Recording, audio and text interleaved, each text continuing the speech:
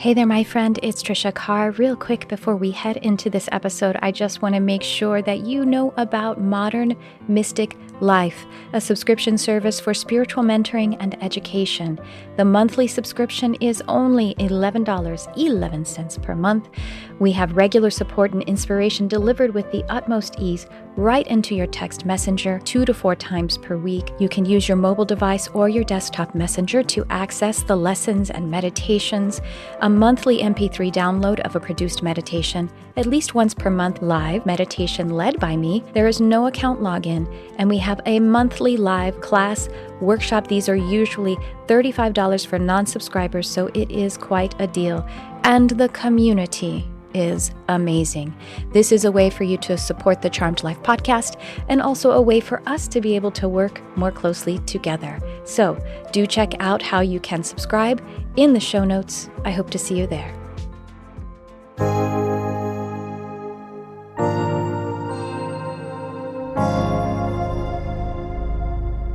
Hello and welcome to the Charmed Life podcast.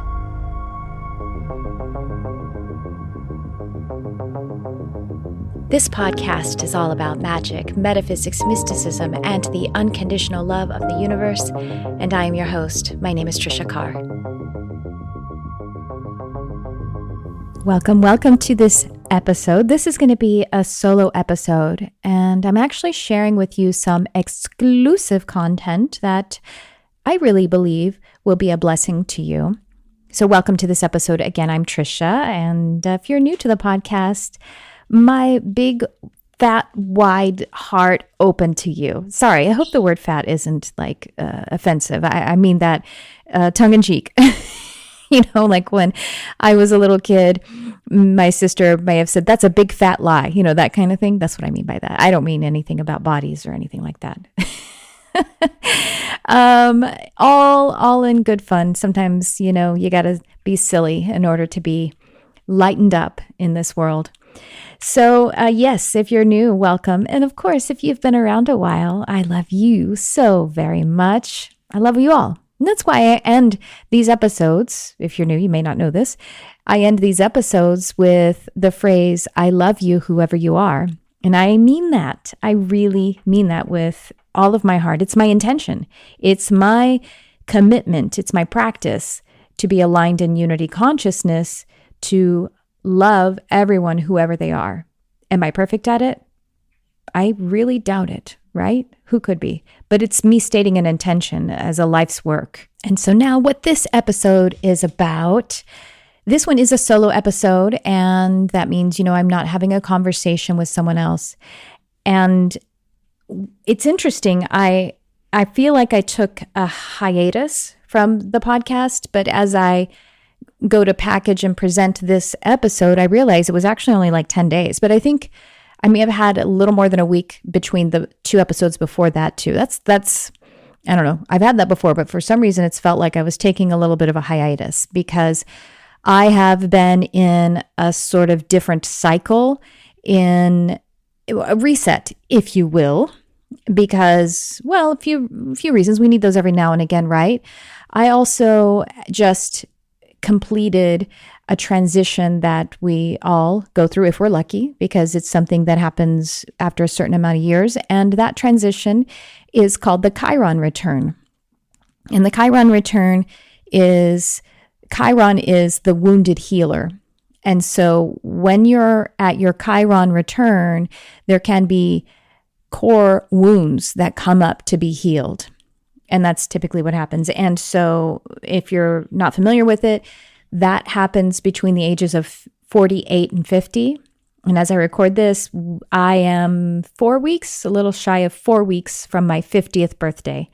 And so there's other transitioning happening with that as well. I actually did talk about it on another episode where I had Lisa Boat on, who is a person who is a female hormonal I'm not saying her title exactly right. She's a hormonal expert, and she facilitates women in the life transition of menopause, and I mean, with that comes other things that are life coaching, which would be like empty nesting and all of that kind of stuff. So anyway, when Lisa was on my podcast, I had just experienced that I thought that I was just beginning menopause, and or perimenopause it actually is, and I still may be kind of starting it. I seem to be striking it a little behind my sisters who are my exact same age. I don't mean my literal sisters. I mean like my peers, people that I went to high school with and all of that, or just other people my exact same age. I'm a little behind on getting that process going. At any rate, I'm just kind of sharing right now in general, but I've been in a transitional period, and what that amounted to or looked like for me was to dig into a sort of self-care where I could break old patterns and restart the way that I am approaching my life's work or my mission, which for me also looks like a career that I'm creating, a business, but it is how I am of service. And it's all creative. Everything that I do is, hubbed in creativity and, of course, the spiritual and intuitive arts and spiritual intuitive service. So in December, instead of starting to actually move forward to create the next program or start the next program that I could, again, in case you're new, I'm a spiritual teacher, and I'm an intuitive, a channel. I also teach things like human design. I am a hypnotherapist, meditation teacher and leader, and I create meditation audios, and not just by recording me talking about something, but my husband and I collaborate because he is a musician and sound design expert. And so we have some really big plans coming up, but it did take a little bit of period of me choosing to step away from the creating process so that I could basically recreate my creating process. And I've told some people in my communities, because I didn't stop completely. I still have been doing Sacred Sphere. I have still been doing my Modern Mystic community. And I've also been doing my one-on-ones. And then I worked on a couple of other projects in the meantime, too, from which I'm learning some really great things that I'll be taking into the next iteration of my path and my service. And those other projects, they're ending. They were seasonal, if you will. So anyway, in December, I had a heart-to-heart with Spirit, with my guides, and they asked me, well, what do you want? And I said, I don't want to just start right away. I want to give space. I want to dig down into it. I want to have the space to create the most authentic way that I can right now. And so that's what happened. And like I said, in the interim, I got a couple, it's actually more like 3 projects that came on. One is one that does happen twice per year anyway. It's a class that I teach at HMI College of Hypnotherapy, so that was expected. And I teach it for a month and then, go back into my regular pace of teaching it. I teach at HMI every month anyway, but, like 2 or 3 classes a month rather than a really immersive program, which is what I just went through again. And then a couple of other things that are, kind of segueing out.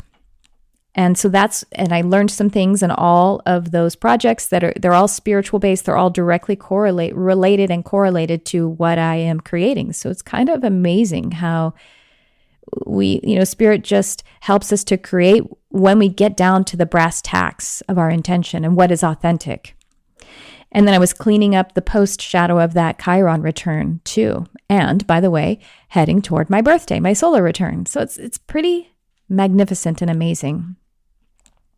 And so this episode, besides sharing that with you, I'll just give you a teaser without really any details that in about 2.5 to 3 weeks from the time that I am releasing this episode, I will be announcing that next big thing that is really the culmination of everything. And I intend to make it easy for people to access. And I have a flexibility around it that I believe will allow people who are spiritual seekers and on some kind of a mission to be in unity consciousness and service. And that doesn't necessarily mean that it is your career. It just means that it is your passion, which is what would drive you to a podcast like this, right? And many others. And so just keep your ears open. You'll hear it on the podcast, but I also encourage you to join my newsletter, my mailing list, because that's the best way to receive that kind of information. And I'm so excited, so excited. And then this episode, I'm actually going to play for you. It's from Sacred Sphere. And Sacred Sphere is my ongoing development community that meets twice per month. And it is for manifestation, intuition, and intuitive ability development. And I lead meditation. People get readings and give readings. And it really is for all levels. Because if you are not a reader, you can come to learn, to meditate, and to receive readings, and just to be in community. And if you are an intuitive or a healer, then it's a place for you to practice and enhance your skills. So it's amazing. You'll hear me talk about it on the podcast, and you can join anytime. And so this is actually a lesson from the most current Sacred Sphere. And it is about self-care for the healer or the spiritual seeker or the person who is here to shine their light on our world as one who is, spiritually developing themselves and caring for others and loving others. So I found it to be, I learned a lot just by, if you ever want to learn something, teach it. And so I feel like I learned a lot. I feel like it did a lot of it gave us a lot of support. And so I wanted to go ahead and share it on the podcast. And so I hope you enjoy. What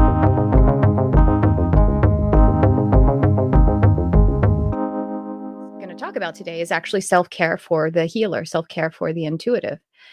Whether you do it as a profession or not, but especially if you do it as a profession, but some people don't do it directly. Like I make money from doing sessions. You know what I mean? It's still just what you do. This is why way shower is such a great, I think, way to encapsulate it. It is what you do. It is the cornerstone of your life. It is your mission. It is your purpose. You need, the healer must always be healing. And the client number one is me, is self. You always need to, and part of the Sacred Sphere as it was jump-started is Spirit knocked on my door on September 27th and said, if you do not have a growth mindset actively every single day in all of the areas that are important to you, then you will hit a downward spiral. That is the nature of the human. And that is just our nature, is a negativity bias, and that's the exciting thing, is because in that process of recognizing that, we become the I am. We create our life. Nothing is carrying. Oh, well, there is a lot carrying us. But the illusion that nothing is carrying us is what we opted into.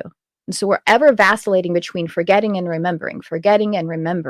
That's the glory that we get. And when we remember, then we have the glory of the experience. It is both a paradox of feeling as though we earned it, and yet it isn't something that could ever be earned, that it couldn't be achieved. And yet somehow we got to opt in fully into the process, into the experience. And we recognize, again, the other paradox of I am creator and creation at once, that creator doesn't exist without creation.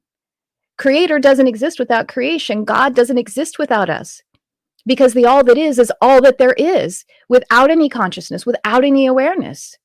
Unless there is something to regard, unless there is something to create, there is no creator. And in the sense of the Torah, the Old Testament saying we were made in God's image, literally we get the spark of creator to do with as we choose and as we please, and in the free will that is absolute. And yet at the same time, it's this concept of being perpetually in radical surrender and radical responsibility. Your ability to respond, your ability to opt in and to relax, your ability to take action and to receive. These things work. These are the essence. This is the essence of starlight. And by the way, I don't know if it's going to be the title of it or if it's just going to be a key line in it. This program is going to be astral development. Astral is the essence of the stars, the essence of the cosmos. You are composed of stardust. You are the same as the stars. There are many perspectives or paradigms that might think that the archangels, what we experience as the archangels, are literally just stars. It is the soul of stars, changing formation in the way that we can be benefited, the way that is relevant for us to infuse the remembrance of the truth of who we are. And so the self-care for the healer, we need to always be in an intentional growth mindset. We can break it down into the triunity of what we are, body, mind, spirit, and these always need to be fortified. These always need to be upgraded. These always need to be nurtured and loved. Now, this isn't to suggest that there's any kind of perfection to be in, or that, yes, I think there is a threshold, if you will, that we have, higher self has in mind that we cross in order to be in service. And that is still imperfect. You know what I mean? And then past that threshold, when we are in service, then we are still, we're still in our ascension process. We're still in our forgetting and remembering process. And the more that when we get into service, we click into the baseline of our intention. And so while we may not be perfect and we may not be healed when we're in healing process or ascension process, we can click into the intention, and the intention carries it. So you can be the perfect way shower for when you're in service, because your intention is to only, have that focus of being what is helpful. You don't know what it is. You're not saying, I know how for the other person. You don't even know how for yourself, but you're aligning with the intention that they can move forward in their healing journey, in their process, and they have the choice to receive that. And however, the more that we are in and always in our growth mindset, the easier it is for us to be in service. And there's no judgment except of ourselves. There's no assessment or discernment of how well we're doing. This is a journey never ends. Yet there is, again, so much glory in the sense of continuing in our ascension process, and we will continue to create a higher level of service. And it's so hard to say the words higher level, because on the one hand, there's no hierarchy. It's always a journey. And yet at the same time, of course, there is the satisfaction of moving from glory to glory. And so self-care for the healer. And we'll just call ourselves healers for the sake of this. Let's start with body. Always improving how we are servicing the physical instrument of the body. The physical instrument of the body is spirit. It is crystallized spirit. And it is crystallized light. It is crystallized energy. And it is always showing us how to start over. So if we're having injury or illness or anything along those lines, it might be reflecting something that is about habits or patterns that want to be ascended, or it could be reflective of something that higher self wants us to experience, that we want to experience. And none of it is bad or wrong or anything along those lines. The journey does get a little smoother and swifter the more that we are nurturing all of the aspects of ourselves. So the things to keep in mind about the body, obviously, are intake and output. That's what it boils down to: electric and magnetic.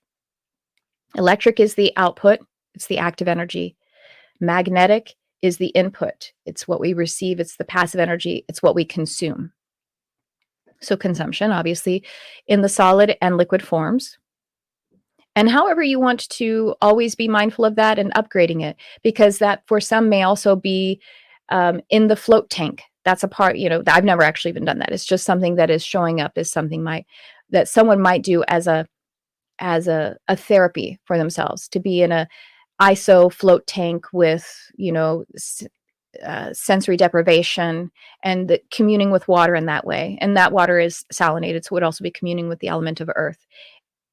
In this way, you're receiving in the body, but also with the spirit, aspect of it. But it's mainly about a bodily experience.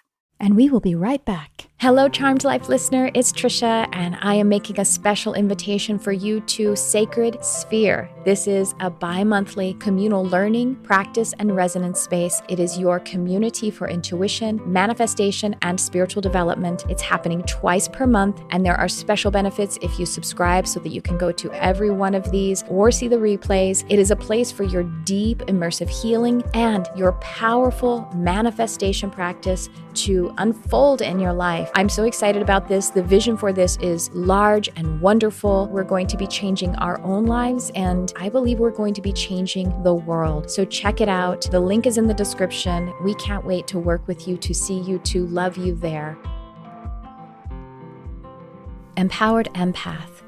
This is a program designed for the sensitive soul, for the person with that empathic nature. And by the way, that is a healing ability. However, this is a healing ability that you can't turn off. You cannot turn off your empathic nature because it's more than just a psychic or healing ability. It is also how you are designed. So the Empowered Empath is a powerful program that is also gentle, consists of 4 modules with 8 life-altering lessons, 4 aura tuning meditations, and we have bonus group healing and coaching sessions that are coming up really soon. You definitely want to check the show notes so you can see when those are coming up. You have access to it for a whole year. You'll be able to continue to water the garden of your empathic nature. You'll learn how to feel centered and peaceful as a sensitive person, how to use your gifts as a superpower that they are meant to be, and you'll be receiving attunement and healing and new life strategies to live in the power and purpose of your sensitive nature. It's especially tailored for those who want to turn their empathic and sensory overwhelm into intuitive strength. It is immersive yet very gentle program, and it's suitable for all levels of development. And I especially recommend it for those whose human design body graph reveals that they have an undefined emotional solar plexus. So if you are just ready to turn that sensitive sponging into the thing that we really need right now, we need your sensitive genius shining on this planet to be in the high frequency, high functioning of your sensitive superpower. So join Empowered Empath. You have access to the lessons starting right away. Oh, by the way, it's very affordable and even comes with payment plans. Only $177 for all of this content, and you can make a payment plan of 3 months or 6 months. I made it extremely affordable and accessible because I know what it's like to need the help. So if it's your first time of really healing your empathic nature, or you need to do it another time, this is the program for you. I can't wait to see you there. And now back to the show. This also feeds into, well, all of the things you can imagine, the way that we're receiving emotions as well, because emotions come into the body and how we're experiencing the emotions. And this is bleeding over into the spirit and the mind, but to recognize that emotions come into the body. So what we're exposing the body to as an environment, whether it's literal, physical, material environment or virtual, same thing, because we are non-local beings. We are having a non-local experience. Everyone's having a non-local experience now that we're past the information age and we're in the consciousness age. We're all having a non-local experience.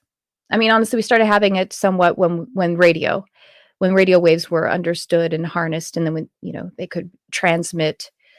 But, telephones, televisions, film, and now this is even more. This is live.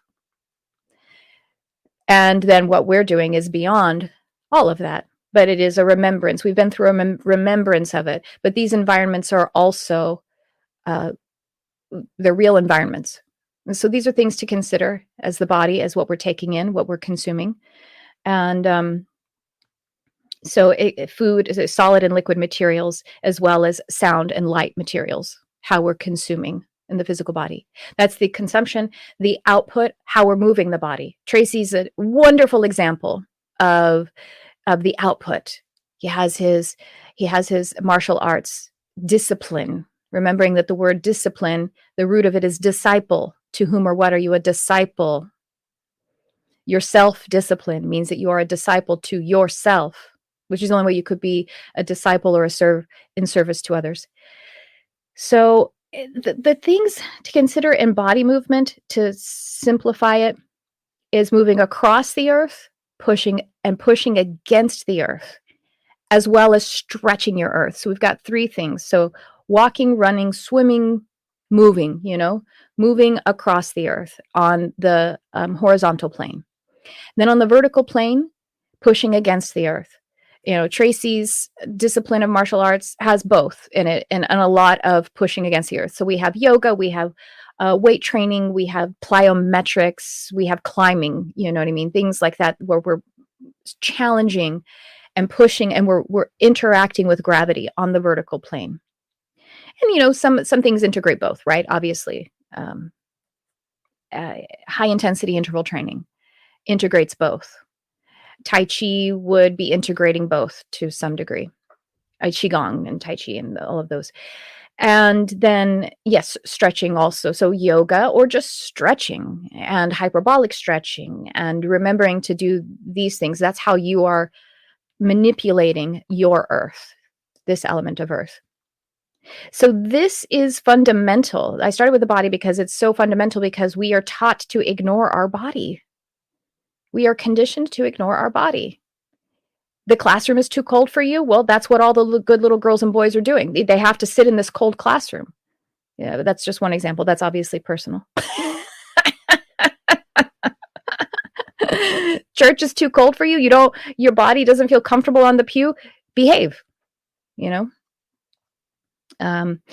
Anyway, we are taught to ignore the body, and some of that is completely innocent, because the children need to be shown that if you walk around naked in the world, you will not be able to get a job or whatever, or you will be arrested.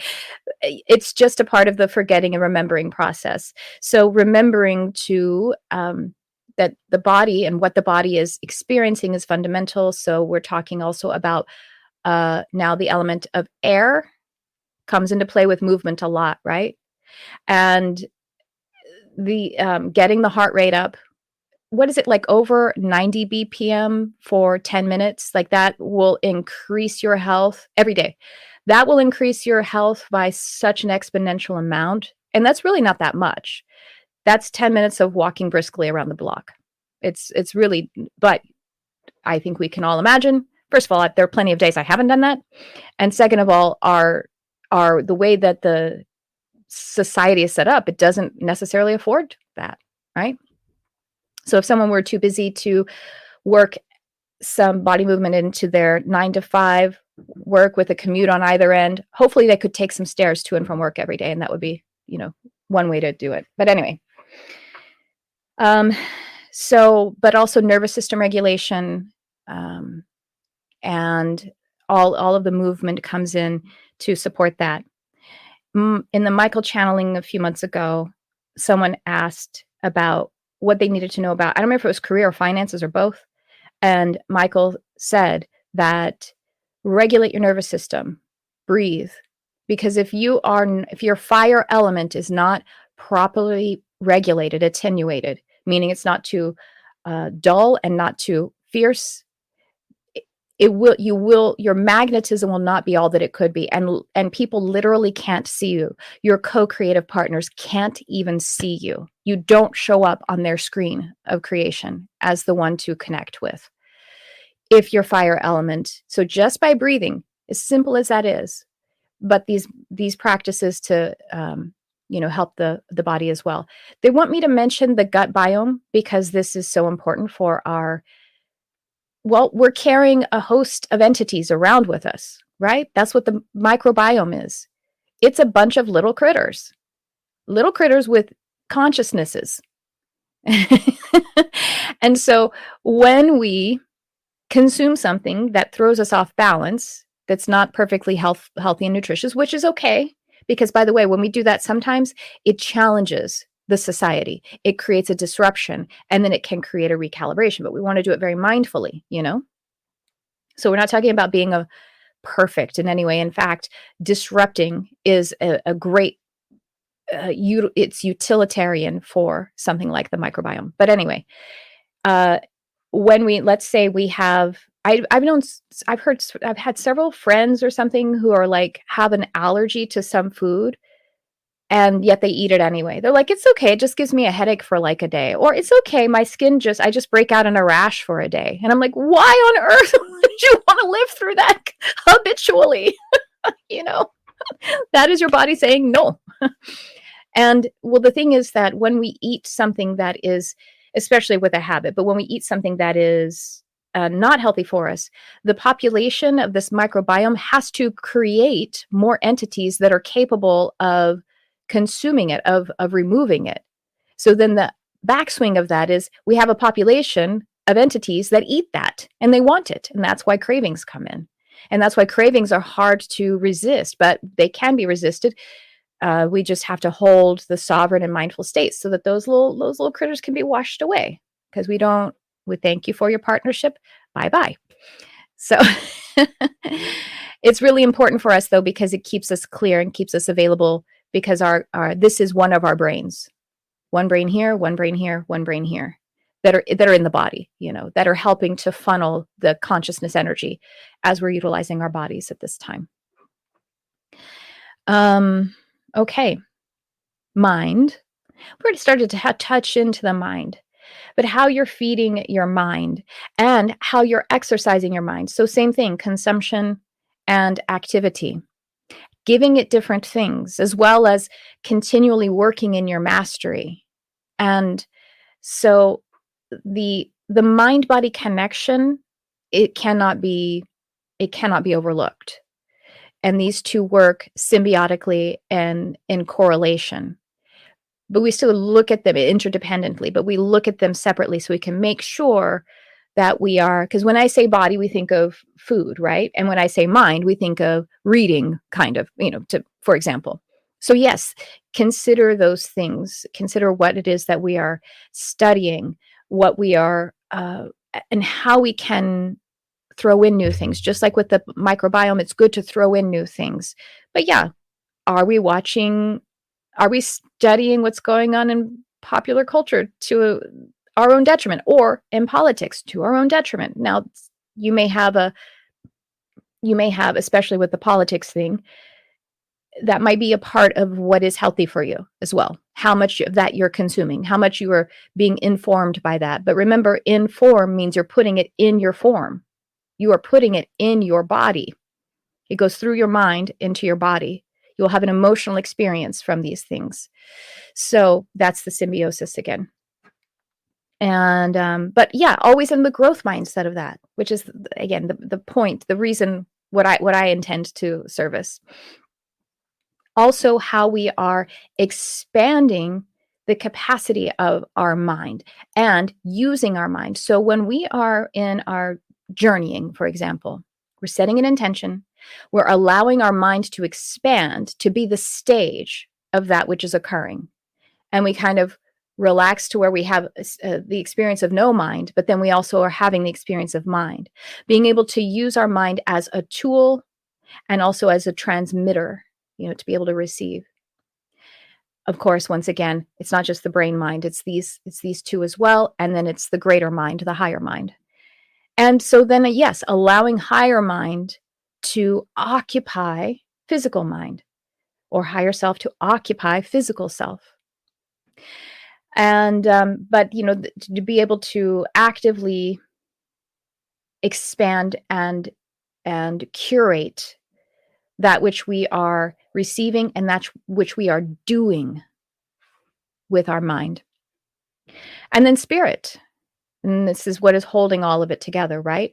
But this comes down to love, holding the frequency of love and holding the frequency of creation, which for some may seem like art, but it's also just manipulating energy, to recognize that you are here to manipulate energy, to allow energy to go from one form into another all the time, materialization and dematerialization. And yes, to experience resonance, which feels like love to us, and to love. Sometimes I leave the house and spirit reminds me this is the opportunity to just love others. When you see someone, to be like, wow, there's another version of me or another version of God. How wonderful that I get to love this person, even if they're on the other, they're just crossing the street, whatever it is. And what a gift to ourselves, and to be in that resonant frequency all the time. And so the spirit is holding all of that together. And again, love and art kind of come into play here as the ways that we're manipulating energy, because as we're experiencing these different ways that we, our mystical and metaphysical philosophies, that we are creating thought forms or egregores, and we are uncreating them or dematerializing them and reshaping them. And we're being artists in the landscape of the astral, and to hold that space of it being a reality and yet ineffable at the same time is how we move so powerfully through the trajectory of being a creator. And I'll just, I know, maybe, I don't know if all of you have heard me talk about this. Egregore is something we will talk about a lot in the program, I think, or thought forms, because we are a thought form reality, and thought form is something along the crystallization process. There's a thought or a feeling, and then it becomes more crystallized, more energy that is contributed to it. And in our experience, it becomes physical at some point. And all of the shades, all of the degrees of that creation are valid and true and real, if you will. Now, there's true, capital T, for all of us, but that just boils down to love, right? That's all that could possibly be. That is the only truth. And our relationship to it, our forgetting of it, our exploration of the edges of it, or the opposite of it, if that's possible, the polarity of it, is what we're doing here. And so it's, for example, the concept of reincarnation is both real, but also not real. And whatever is relevant for you at the time, because right now, this moment, this now, from this perspective, in this form, is the only thing that is real, you see, or true. And yet at the same time, me at 11 years old is true and real, because I can think her into reality. Me having a life in provincial France in the 1600s is real if it's relevant to me, either by negative or positive relationship to it, and bringing it back to that, to the again, the beauty and the glory of this being the reality. I see, like, for example, archangels as that pantheon. Obviously, there are other cultures having spiritual experiences who don't use Archangel Michael. And so, and yet Archangel Michael shows us that he is real, because when I first met Michael, he showed me some things that he also showed Jamie when the first time she met him. And we had never connected with one another or connected with someone else who had those experiences. So, you know what I mean? Like, these thought forms are egregores. Egregore is a collective thought form. Many people have been thinking and feeling toward that energy for the sake of relevance, for the sake of love, for the sake of creation, for the sake of experiencing the glory of existing. And there are commonalities to show us that we are unified. And I feel like the energies of stars, whatever that would be, step into these quantum vehicles and will reflect and flex according to what is relevant to the individuals, and yet also say, yes, Jamie had this experience too. Don't you feel that connection? Don't you feel that validation? Don't you feel that love? Don't you see the glimpse and the remembrance of what it is that you truly are? And you are also creating this. So that's that higher aspect of how we're exploring, and to come into the process of crystallization and yet also releasing and expanding beyond what is crystallized. That's the spiritual experience. So we're seeing this, this polarity and this expansion and contraction. That's what reality is, what creation is. So we always want to be thinking of that first. That's fundamental to this. Being a healer, and having, because by you healing yourself, even if you never were in service to anyone, if that were possible, but in a moment, when you're in a healing experience for yourself alone, you're sitting in a breathwork session all by yourself, and there's not even anyone, you're not saying anything to anyone. You're not, you are contributing healing to energy, because energy is one, because this is a whole holistic system.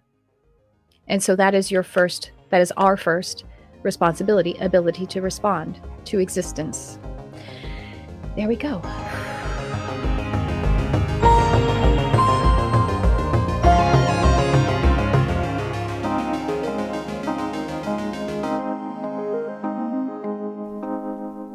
Well, I don't have much more to add to that, except that, of course, do check out the show notes here, because there's a description and there are also the different ways that we can connect. And I would love to connect with you. And if you have any requests, find me on Instagram, find me on YouTube. I'm about to get a lot more active on YouTube again, with, as I said at the beginning, with my little cycle of taking it on, on the slow end of the things and doing the minimal amount.